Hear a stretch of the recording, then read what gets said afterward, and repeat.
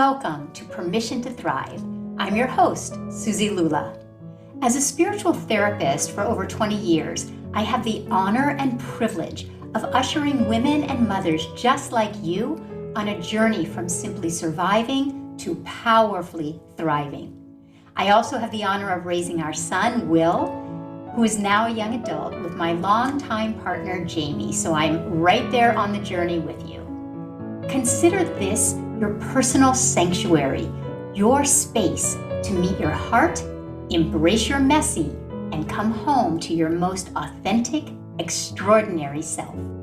My hope is that you leave resourced and inspired because you are here to shine. Welcome to Permission to Thrive.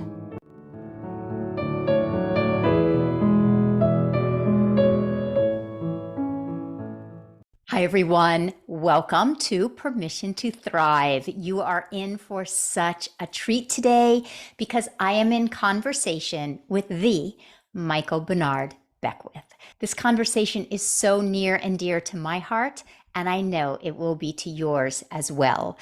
It's such a personal, intimate, and real conversation filled with such wisdom. I know you have the potential to literally leave this conversation changed, more expanded, and more transformed than when you arrived. For those of you who aren't familiar with Michael Bernard Beckwith, I introduce him formally when we are in conversation, so we'll get to that in just a moment. But in the meantime, in our conversation, we spoke about his own personal journey of thriving in his own life, how to move from merely surviving to true thriving in our lives, how we're all here to go from role to soul, and then bring your soul energy back into the roles in your life. We talk about the real thing that you needed and our children need from us to truly thrive in life, how to create the conditions for yourself and the conditions for our children and everyone in our lives to truly thrive. He talks about his own personal journey to learn to rest and why it's so important and so powerful that we all learn to give ourselves permission to rest in our lives, and how resting can truly assist you to create a truly thriving life. We talk about those and so much more. So sit back, relax. This is your time to rest and receive. Much love, everyone. Hi, welcome to Permission to Thrive. I am so pleased, delighted to have with you one of my dearest friends on planet Earth, the Michael Bernard Beckwith. So welcome, welcome, welcome. Reverend Suzi, it's my joy to be with you, as you know. And just off the top, when people say my dearest friends, people say that, and it's like a throwaway statement. But this is really true. We've known each other for so many years at the depth of our being and so many unfoldments. So when you say friend, it's real. And I appreciate that, and I appreciate you. It's real. And this is exactly my intention for our time together, is to allow everyone to really get to know you and the real stellar individual man that you are. So I'm so grateful for your time, for you being here. I want to just ask everyone before we dive in, because you guys are in for such a treat, if we can just all take a moment right where you are, take a nice deep breath in, and just give yourself permission to be fully present for this conversation. You're going to get a peek into and behind the scenes of Michael Bernard Beckwith. Maybe get a cup of tea, whatever it is for you that allows you to be present and really enjoy and receive this conversation. So I'm going to begin by sharing a little formal introduction for those of you who are just getting to know Michael Bernard Beckwith. If you don't know, he is the founder and spiritual director of the Agape International Spiritual Center, which is a global community. And Agape is really known for its cultural, racial, and spiritual diversity and inclusivity. So that is one of the hallmarks of what you have founded here and what you are devoting your life to. So not only that, You are a prolific author. You have written many books, but there are four that to me are paramount for anyone really interested in diving in to their own spiritual practice and personal growth and development. So those books are, and they will be listed in the show notes, but those books are Spiritual Liberation. Just listen to the title of that, Spiritual Liberation. Who does not want that? Life Visioning, The Answer Is You, and Mind Fast, Soul Feast. You have worked and collaborated with everyone from His Holiness the Dalai Lama to Bruce Lipton to Oprah, which makes you also such a prolific wisdom teacher. And then I guess I just have to add, as you were saying at the beginning, on a personal note, I would be completely remiss to say that we've known each other for so long. You married my husband Jamie and I. You are our son Will's godfather, and then you and I just serve in so many ways together on the board of trustees together at Agape, the Agape University board together. So we're either teaching together, playing together, going to the movies together. We got to do more of that. Have to do more of that. And my intention is for everyone to really get to know you. So welcome. Well, thank you. Thank you for that beautiful introduction. I'm here for you. The first thing that comes to my mind is that perhaps people project onto you, because you're such a renowned spiritual teacher, that your life is perfect. And I would love for you to speak a little bit about how you do live such a rich and thriving life. What would you want people to know about you in that area? Well, it's perfectly unfolding. But life is, my life, anyone's life, is not meant to be lived without challenges. That's a part of the game we play when we come here. There's challenges in different areas of our life that have the tendency to be what I call evolutionary triggers that allow us to go deep and find the potential within us that could not be released without the challenge. So, as you just mentioned, being at the helm of a spiritual community for 36 years, there's the challenges of that community. There's finances, there's staff, there's equipment, there's locations, there's all manner of things that have to do with that, because a spiritual community is also a business. And so you think about someone running a business, and then you throw in a staff, and you throw in a spiritual teaching, throw in spiritual practices, everything. One of my teachers used to say, wherever you see a human being, you'll see human consciousness, some level of human consciousness. So you think about the thousands of people that passed through over the last 36 years, manifest all manner of challenges, and including what you just said, which is projection. People have a tendency, anybody who steps into any kind of a leadership role, who is drafted, most true leaders are drafted. Most true leaders aren't trying to be leaders. They end up being drafted because of their gift, their talent, their presence. They answer a calling.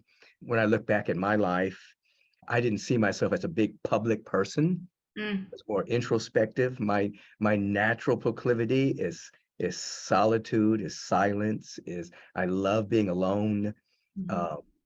So to see the evolution of Michael, to be able to be in front of large audiences and to be with people, was not my first nature.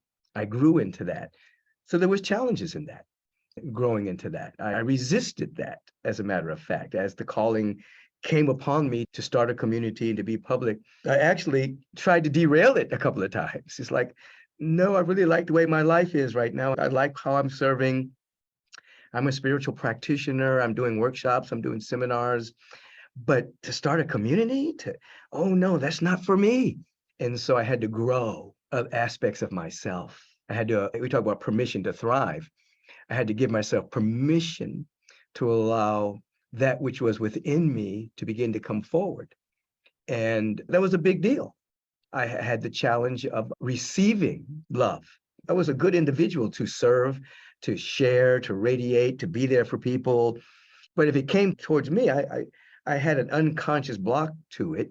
It was almost as if that version of Michael didn't deserve it. I had to do something to deserve it. I had to go to great lengths to do things in order to deserve good coming into me.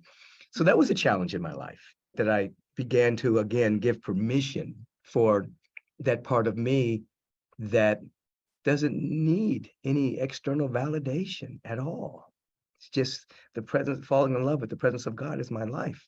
So as I look at the arc of my evolution over the years, I can see the different versions of Michael and what he transcended and transmuted to in order to be the version that's here today. So it wasn't easy. It wasn't peaches and cream. It was real diligent, activating the sacred yes, activating surrender, yielding, saying yes, being willing, surrender. These are all words that are now just a part of the teaching, but they had to be put into deep practice in order for those inner impediments that would be projected onto the world to be dissolved. So that's why I say we're all perfect. We're all a perfect idea held in heart mind of the infinite, and we're not into perfectionism. That's where society will, you should do this, you should look like this, you shouldn't do that. No, there's a perfect idea about us, and we are perfectly unfolding, even when it looks messy. Even when it looks messy, there's a perfect unfoldment. When a seed is breaking open, it's messy, but that's perfectly unfolding for that seed to break open like that and to die to being a seed, to being shoots and roots and shoots, you see. So I look at our life the same way. We're perfectly unfolding. We're not going for perfectionism. We're not going for other people's idea of who we should be. It's an inside job. Yes. It's an inside job. Oh my gosh, this is just already so juicy, and why I wanted to have this conversation. And so I just want to slow this down for a minute and unpack it, because literally we could just listen to what you just said and just meditate on that every day for a month. You have so many kernels of speaking my language in what you just said. First and foremost, what speaks to me, and I think what has so many people get stuck in our lives, because culture really indoctrinates us to resist the messy and not to embrace the messy. So I'll start where you ended and work backwards. When you talk about a seed and it's bursting forth and it's messy, you're speaking my language. And you mentioned this, we were in some meeting this week. I don't remember where you mentioned it, but you mentioned the phrase, no mud, no lotus. Right. It was in the board meeting. You said, no mud, no lotus. And I just love this, because I think that I have so much compassion for individuals, because we are indoctrinated to resist the messy. We aren't taught how to be in a relationship with the messy. And why Permission to Thrive is such a passion for me is because I think because of that cultural indoctrination, we get stuck when we feel the messy, and life can be messy. And we get stuck and we don't know how to navigate it. So I think what I'm hearing you say is that over the course of your life, one of the things that you do is practice. So you practice navigating your messy, and therefore you can mine the gems that come from it. And as you said, it's not always easy. It's a simple concept, but to be in the midst of something that's messy and find those gems is a practice. And I want people to hear that you have had your messy as well. You had to learn how to go from being an introverted, quiet person to be on a stage, and the different things that you've already mentioned, you've learned to navigate them. Absolutely. There's really aren't any problems. There's just the way you break down a problem is it's what a person wants or don't want. And so when a person is locked into what should or shouldn't be, there's an issue. But when you just look at what is in your life, you may something we're calling messy. There's something you don't like, something you don't want. If you just look at it and accept that that's the way it is right there, you can't run away from it. Then resistance dissolves. You're no longer resisting the mess. You're no longer resisting what you say you don't want in that moment. And when resistance disappears, then you evolve. You begin to thrive. You start to get guidance. You start to get that inner wisdom begins to be activated. Many people just resist the what is. They resist. And when you resist it, that creates a problem. This shouldn't be this way. This shouldn't have happened. This shouldn't be happening this way. Well, it is. You can't go into wishful thinking, and wishful thinking has no power.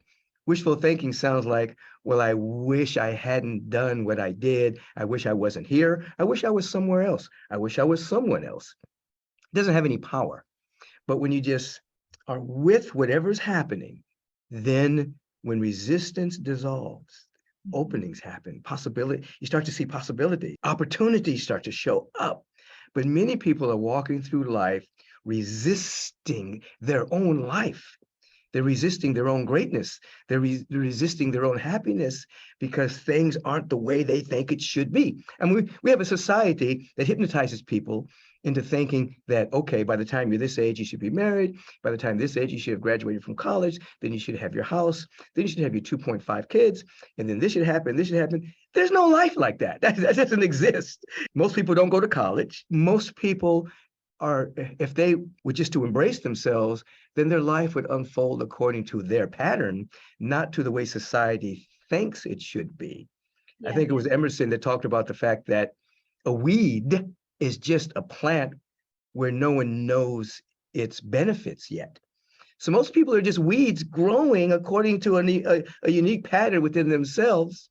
Then they block themselves because they compare themselves to what should be according to society. Forget that nonsense. Let yourself grow into what you're to be, not what society says you should be, or what age you should be doing this or should be doing that. None of that is real. It's just made up. Yeah. Yeah, it is a heavy indoctrination. And I'm thinking of so many clients as you're speaking and different women and mothers. And I'd love for you to speak to this because what you're saying takes a tremendous amount of courage to actually walk through. And this is why I have such reverence for anyone on a real path of spiritual growth, personal growth, and expansion, because in my experience and working with clients, what you're saying takes so much courage. When we are indoctrinated, let's just take a mom raising young kids. Let's take a woman who's working a corporate job and coming home to maybe her kids, or men have equally as many indoctrinations. Yeah. And when I think of, let's just take a woman, a mom, excuse me, and I think, wow, what would it take for that mom to let go of all of the cultural indoctrinations that say, basically, don't be feminine anymore. Don't be a mom. Don't slow down your life enough to really connect with your child, to really be present, because you have to be achieving something and your kid has to be at 3 sports activities, or how you look as a mom is reflected by how your child behaves, and all of these indoctrinations about achievement and success, misunderstandings about success, misunderstandings, myths. So if you could speak to the actual process that someone might go through. I know for me, when Will was young, my son Will was young, to be that first mom to say, you know what, we're actually not going to go to so many activities. We're actually just going to slow down. Or when your kids come over to our house, we actually don't do media. And we actually are going to go dig in the backyard. And I can remember being nervous about saying that to other people because I was going against the cultural norm. Yeah. But when I did, what I got back were these moms going, oh my gosh, I've been waiting for somebody to say they were going to go in the backyard and dig instead of putting their kid in front of a screen. Like, so to be the first one to live your own way, could you speak to that a little bit? You unpacked a lot of things. When we say the word mom, first of all, it is a cultural vibration just on the word. Just and as you said, you started to unpack it a little bit of what all that means. And I think when a woman, and we can say dad too, that has an impact. We say godfather, we can say grandfather, whatever. But right now we're talking about mom. That is a role. And that role has been superimposed by society with all the meaning of that role, of which you went against to raise your son. And so a woman has to understand that that's a role, and you don't want to be a role mate, you want to be a soulmate. So the inner work that's done is to find you. And then when you find you, then that gets infused into being mom. Now, oftentimes, then moms sometimes were superimposed upon their kids. Oh, I want my kid to be an attorney or a doctor or whatever. And that becomes a kind of an oppressive energy that we put on the kid. Actually, the role of mom from the soul is to make sure that kid grows up safe, loved, nurtured, and creates the condition that that kid wants to be the best version of him or herself, not to be a football player or a doctor or a basketball player or an attorney, but to be himself. After that, his soul will call how he's to contribute to the world. But if a mom stuck in the role then projects onto the kid, well, I want you to be a doctor, then the whole milieu of motherhood gets skewed. And the kids get abused psychologically, not on purpose. It's all done out of love, but it's done from a role coming from society. So you broke free from that role. No media, you're going into nature, and your son's a lover of God. He's a lover of humanity. He's a lover. He's a love guy. And he's found his calling to bring about wonderful ways to uplift consciousness through media and through filmmaking. So you're breaking against that role, being just the loaded word of mom, not real mom, has created a condition for a kid to thrive and discover himself and continue to discover himself, you see. So, yeah. So many people, what we can do, Dad, we can do all kinds of things, but people have to come out of the role and get in tune with their soul. And the soul energy infuses whatever role you're in. You could be a teacher, you could be a mom, you could be an artist, whatever role you're in a given moment is infused by your connection with your soul. I just love this so much because society shows us so clearly what the role looks like. But when you're speaking of someone getting connected to the energy of their soul, the soul energy is the connection, the slowing down. Every one of us wants to feel seen and connected and valued. And the soul is the place that when we reside in the soul, when we reside in the heart, we're actually able to then complete the circulation of what the person really wants, which is that delicious connection. Speak more to the soul and the energy of the soul and the heart. Yeah. Well, you're using the word thrive.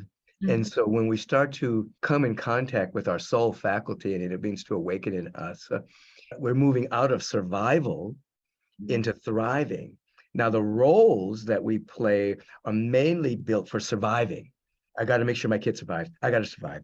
I got to make this happen. It's rush, rush, rush, rush, rush. I'm a soccer mom. I'm a baseball player. I'm doing all these things, but it's coming from a part of the brain in which we're mainly moving from survival.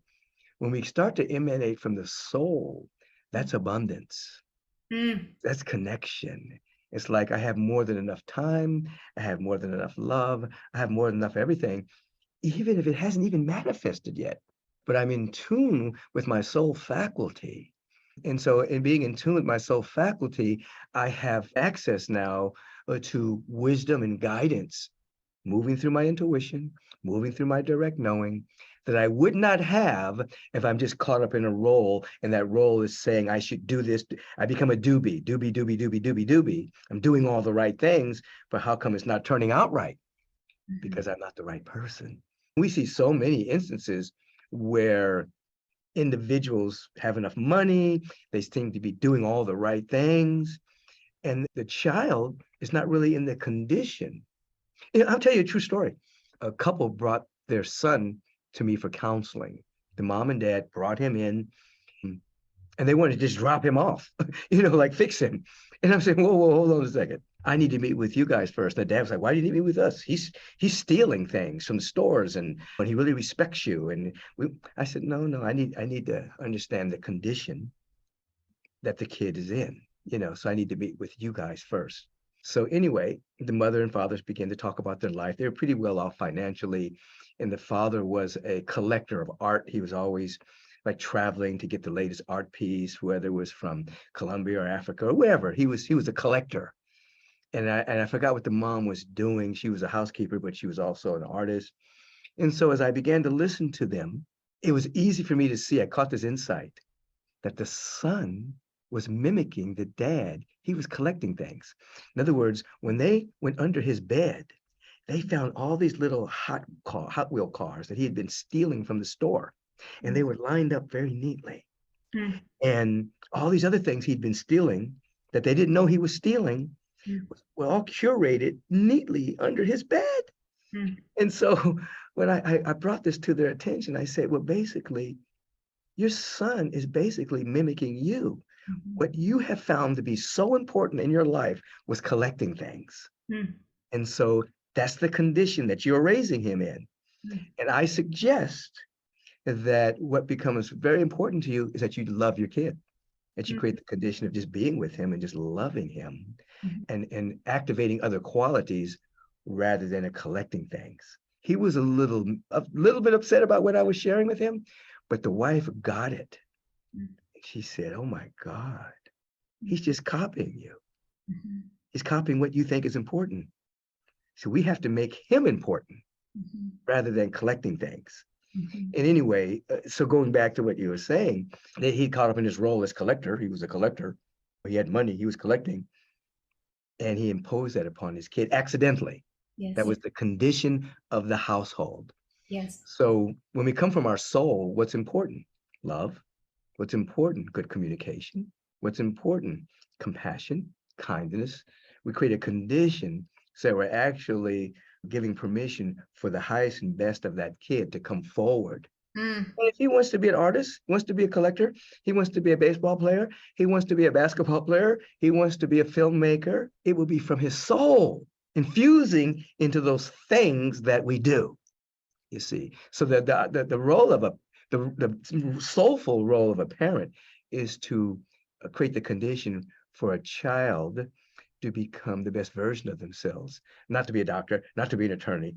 Nothing's wrong with those things if that's their calling. Yeah.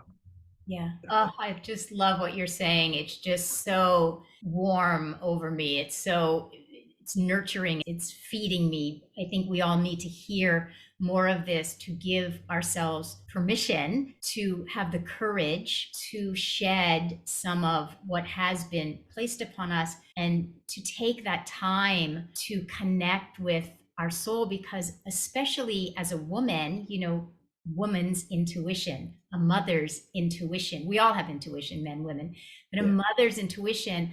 I know that in working with people, every mother knows that deep down, this treadmill that we're on isn't going to create the atmosphere that you're talking about. You just said the word atmosphere and environment. I always say that the mother is the spiritual heart of the family, the spiritual heart of the home. And we mothers can be so disconnected from our own heart because we've been in this masculine indoctrination from Yeah. from a toxic masculinity, a toxic patriarchy. So I'd love for you to speak a little bit. I just want to bask one more moment to say, any woman listening for sure, please give yourself the spaciousness to perhaps begin to explore what is your soul really calling for. If you are a mother with children, what is your soul calling for? How are you longing to really connect? Because what I know is, as much as our children want to connect with us, I know it's every mother's dream to be connected to her child. Mm-hmm. You're speaking of creating that environment, creating an atmosphere that sounds so simple, but it's what most of us didn't receive.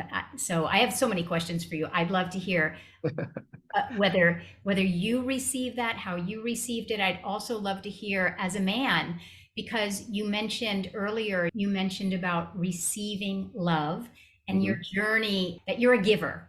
Yeah. You're so comfortable in the giver role. Your journey with receiving, I think I would love to hear about that. I know people would love to hear about that, because in our culture, we're all masculinized right now, and so that receiving, that receptivity, I think is so important. And I'd also love to hear, you can answer in any order, pick and choose, your own journey. I know you were a young father and you were also starting a community, and anything about your relationship and being a father, being a male, receiving love. And lastly, I'll throw in many questions, resting, because I think they all go together. Receiving permission to rest.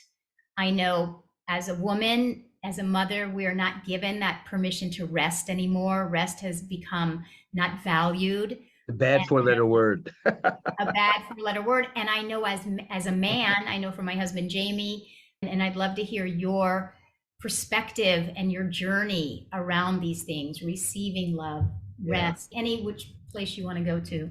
Yeah, there's a lot there. First of all, you mentioned something about my own mother and my own family, and I've watched my mother evolve because she was a young mother, and I watched her evolve from staying at home in the kitchen, cooking, taking care of the kids, to becoming an administrator and becoming a civil rights political activist, and started the Alice's Quiet Mind bookstore at Agape. And I watched her evolve.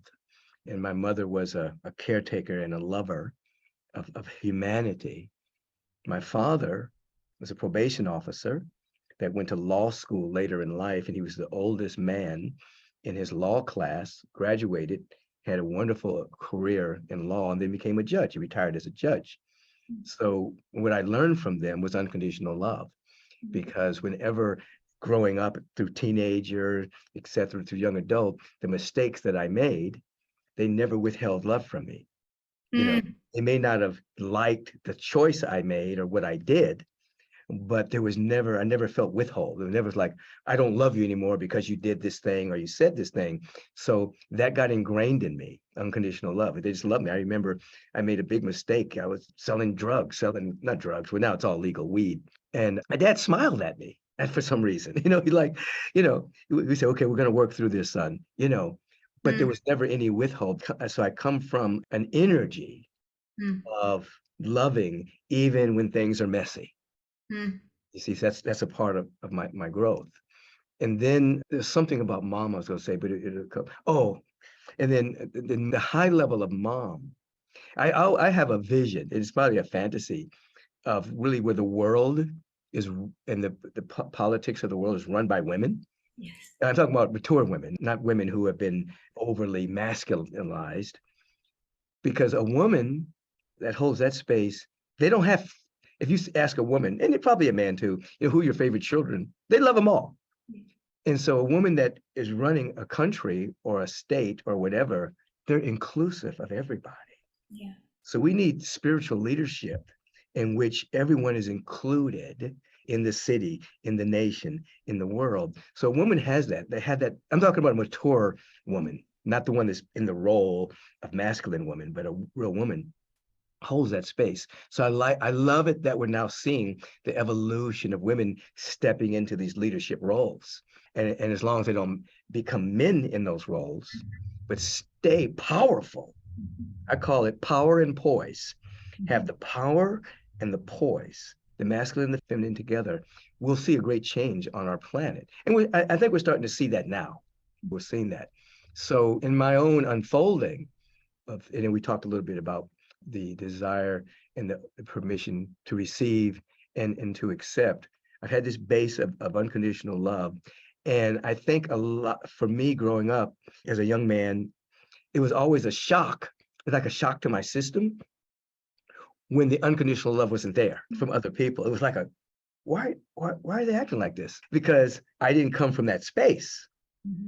But I think it's interesting that I helped find a community, and the name of the community is Unconditional Love, Agape. And that's very real to me. It's not like a figment of my imagination. It's not like a fantasy out there. I had direct contact with unconditional love through my parents and through my grandparents. And I have deep compassion for individuals who've never had that. Because now they have to nurture themselves. They have to have a certain level of spiritual therapy in order to find that within themselves and to give it to themselves and to nurture that inner child and to actually come into that, which is very natural to me, you see. Now, you had another question in there. I don't want to sidestep it. I think the part about rest, about allowing rest, ourselves. I'm just learning that, okay? And I think that over the last year, my internal no has become stronger because I was such a giver and such a individual that and I won't say people please, but I like to serve. If you ask me, I'm going to try to do it if it's within my power to assist. That's how I think I got a lot of that from my mom because she was very, and my dad too. They were very rarely on the receiving end of asking people for help. My dad was the one who loaned money to people of his friends. He wasn't the one borrowing money. My mother was the one that would help people. She wasn't the one that was in great need. So I think that I got that my yes was very strong in terms of assistance. And over the last year, probably longer than a year, but I've seen the fruits of it over the last year of rest and saying no to things. There's so many things that come into my inbox about, can you do this? Can you speak here? Can you do this? Can you help us here? Can you do this? Can you do this? And it was always a yes, let me see how I can do it. And now I'm taking care of Michael more and it's curated more. I said, I can do this. I can't do this. Ask me another time, but I can't do that right now. I can do this, but I can't do this. Because as I teach and now practice more, rest is power. When you rest in the one, you rest and nurture yourself in the presence, you activate your soul faculty. Now there's more to share.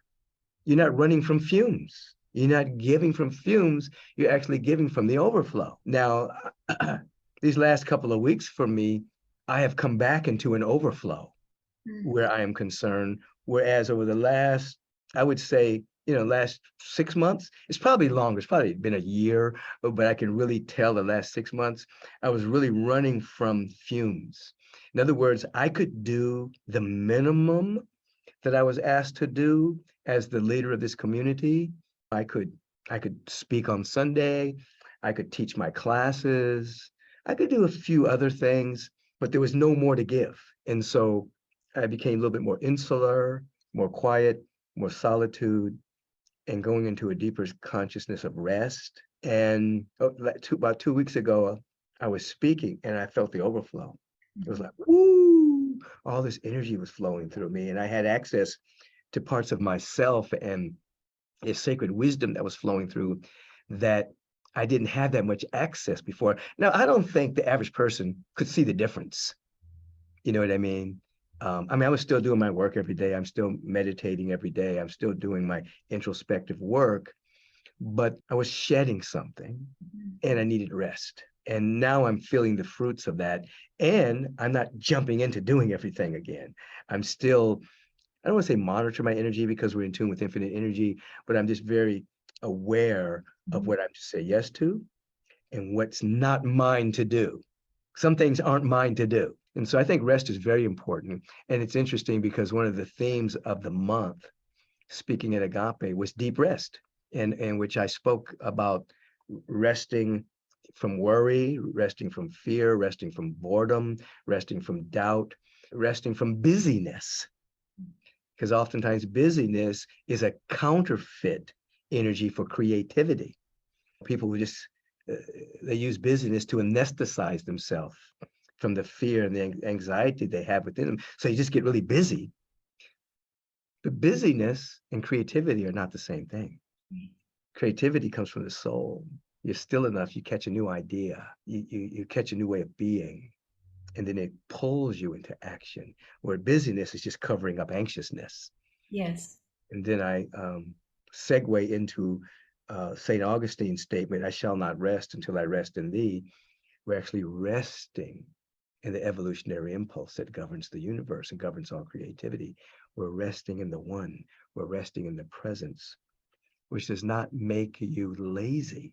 It actually builds you up from within inside out so that you're able to be more creative, but it's not an exhaustive creativity. It's you have to create because there's an overflow that's happening. It's a totally different frequency, a totally different vibration.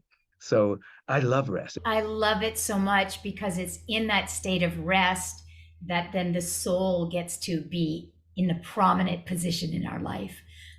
excuse me, when we allow ourselves to rest. And that's why I feel like this work is so courageous. So anyone who's listening and you are on that treadmill and you know deep down, I need to rest, I need to be resourced, I need to be rejuvenated, I need this restoration. It is a courageous act often to go from the treadmill. And I can only imagine for you how many invitations you get and the different things that come. Same with a woman, a mother. There's always that next invitation. There's that next thing to do. There's the laundry, there's cooking dinner. But just to really be the first person in your community, in your orbit, in your family to say, life is short. Life is going to go by in just the blink of an eye, a nanosecond, and I want to live that life connected to my soul. And Hmm. while we're culturalized to not understand rest, our soul understands rest. Our soul gets it. So I love what you're saying. Thank you, thank you. Any other last words? I want to be so respectful of your time. I want to have you back like 17 more times, because there's a million different places that we You could can go and travel so continue many to go. different places. I think our culture and the Western world, they like the word hustle. I'm embracing the hustle. We have to hustle. And I'm not saying individuals should be inactive. There are moments where we have to hustle. We have to pick up our space. But just the word sometimes, I got to hustle, is emanating from a sense of lack. Yeah, So I'm going to fill this void within me by hustling and getting something. yeah, But I think when you're from deep rest, you start to come from the awareness, hmm, I have something here.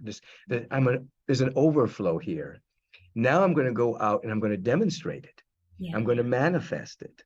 I'm going to allow the invisible that I have to become visible. So I'm not hustling as much as I am revealing that which is already within me, which reminds me of the law that's in the sacred Bible that says, to he or she who has, more is given.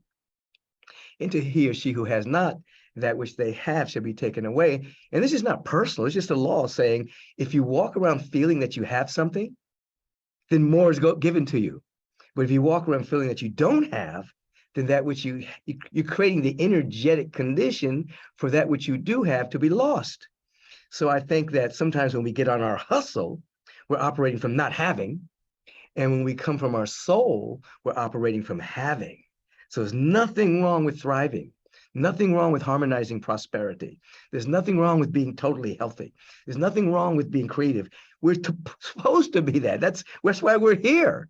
When it comes from the soul, from your deep connection of spiritual practice and intentionality, then I did a poem many years ago called "The Race is Over Even Before It Begins." It's already happening. Mm. Now you're a living demonstration and a revelation of it. It's a totally different way to live life. Mm. What you're saying is so powerful. I just want everyone to be able to really ingest this, because I think what I'm hearing you say, and you said it earlier when you said settling into the soul puts you into a state of abundance. Mm-hmm.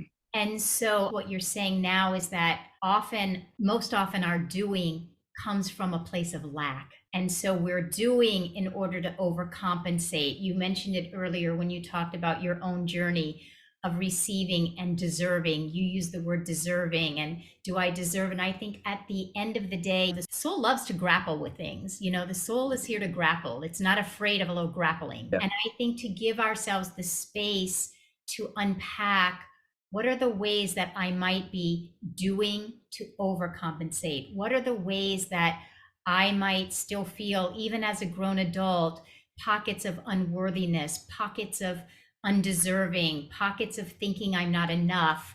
And where am I then on this treadmill unconsciously trying to overcompensate for that? Am I courageous enough to begin to rest, to begin to slow down and say the most important thing I can do is to connect with those pockets so that I enter the space of abundance? Because I love what you're saying. True thriving to me is doing from a place of abundance, from a place of overflow, which is what you're talking about and speaking about has been your journey and your awakening. So it's so powerful. Absolutely. If we can have everybody just contemplate moments in their life where they felt safe, loved, and supported, and had all their needs met. Remember, any moment, you can be a 3-year-old kid, you can be 7 years old, you can be 16, any time in your life where you felt those qualities, and just breathe into those qualities, let those qualities amplify. And then from that awareness, say, what do I really want? You'll get a soul answer rather than a surface mind answer. Mm.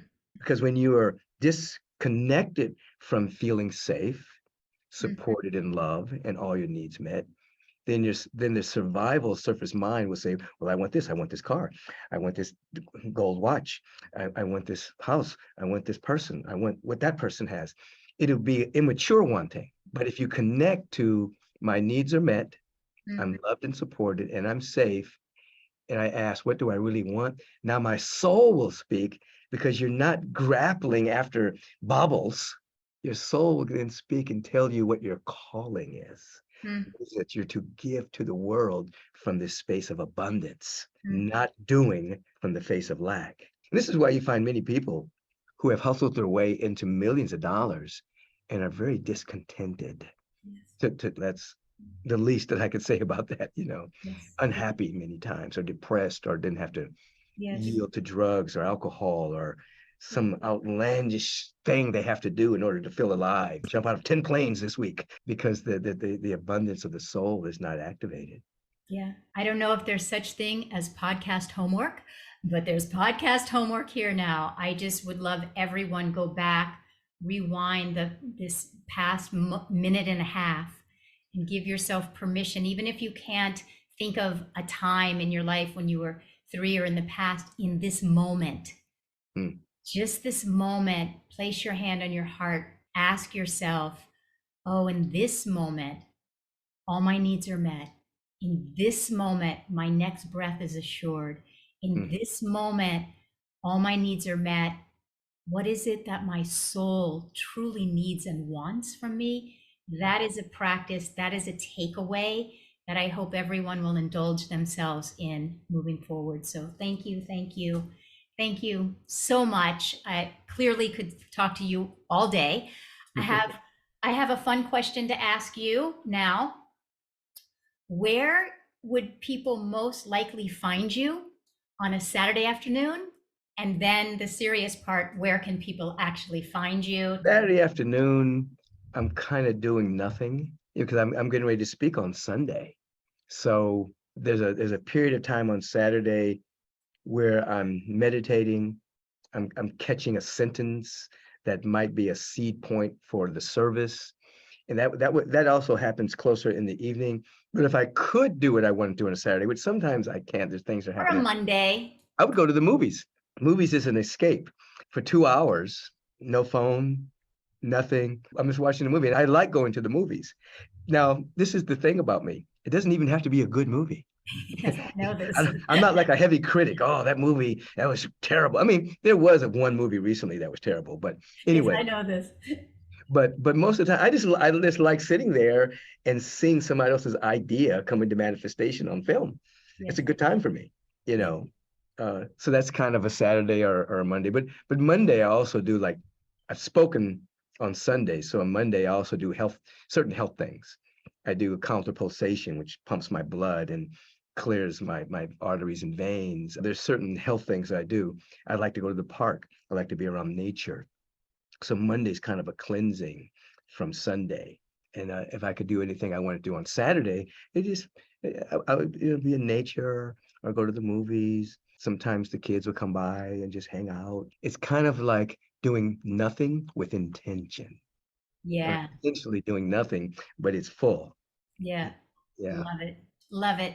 And then share where everyone can find you, Instagram, agapelive.com. I will share all of that. They can go to agapelive.com, agapelive.com, and see me speak, and sometimes see Rev and Suzi speak on Sundays, 3 services on Sunday. There's so much that goes on. We have a university, take classes. There's a lot we offer to the global community. You go to my Instagram page where I have daily offerings of inspiration. If you want to go directly to my personal website, you just go to michaelbeckwith.com, and then you'll have other information that's curated for things I may be doing and speaking where I'm speaking in other places besides Agape. I also have a Facebook page, but those are the basic places you can find me. Yeah, and I will make sure that all of these are listed on the show notes and gets out to everyone because we just cannot get enough of you. You are just such a wise, warm, loving, stellar, real, good man. And I'm Every time so you say that, my heart just, when you say that, I embrace it. And then I want to, if I want to activate, I even want to be better. Mhm. Mhm. I want to be a better version of myself all the time. So thank you for that. I love that. Well, thank you so much. Here's to many more conversations, and go find Michael Bernard Beckwith. Thank you, and congratulations on this beautiful podcast. And we will talk soon. We will thrive together. Thank you. Thank you. Much love to you, and talk to you soon.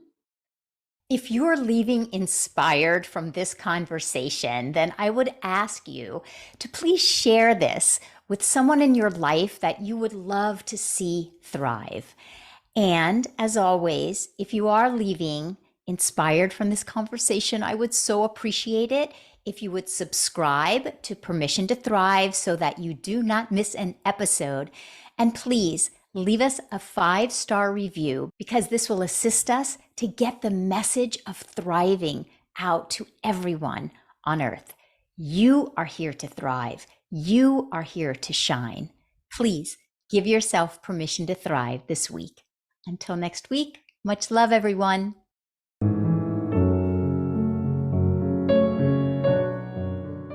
Thank you so much for listening. If there was something in this conversation that spoke to you, we'd so appreciate it if you would take the time to subscribe, leave a 5-star review, and share this episode with women and mothers you know, because you are here to thrive.